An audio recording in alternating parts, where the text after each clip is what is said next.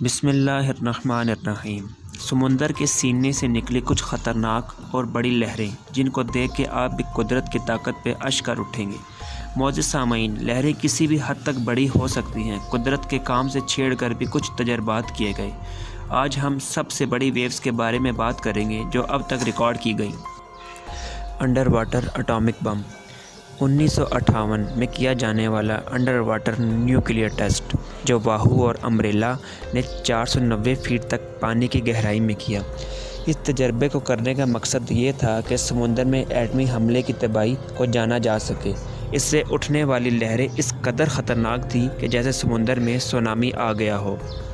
Highest views سرفڈ اب تک سب سے بڑی لہروں میں بنایا جانے والا ریکارڈ خطرناک لہروں کی سواری کرتے ہوئے برازیل کے روڈریگو کوشان نے اپنے نام کیا ہوا ہے۔ اس سے پہلا ریکارڈ بھی ان کے ہی نام تھا۔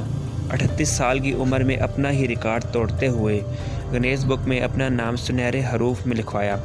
اگر عام بندہ اتنی بڑی ویو کے اوپر سرف کرتا تو یقین کریں اب تک وہ سمندر کی گہرائی اور خطرناک لہروں کی زد میں آ کے ڈوب چکا ہوتا۔ میئرمنٹ سے ریکارڈ کی جانے والی ویوز کی ہائٹ 80 فیٹ سے اوپر تھی۔ پورٹو ریکو میں واقع یہ ویگا پاجا نامی بیچ اپنی بڑی لہروں کی وجہ سے مشہور ہے۔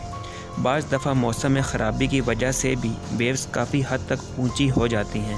لوگ یہاں انجوائے کرنے تو آتے ہیں لیکن خراب موسم میں یہاں کم لوگ ہی اس طرف کا رخ کرتے ہیں۔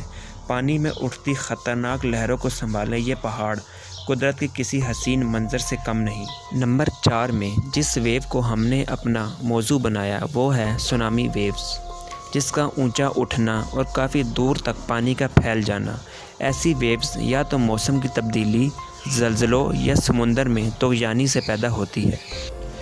اٹلانٹک اوشین میں جھولے کھاتا یہ جہاز کسی بھی معجزے سے کم نہیں، جو اتنی خطرناک لہروں سے کسی کھلونے کی طرح جھول تو رہا ہے پر اپنی پکڑ بنائے ہوئے ہے۔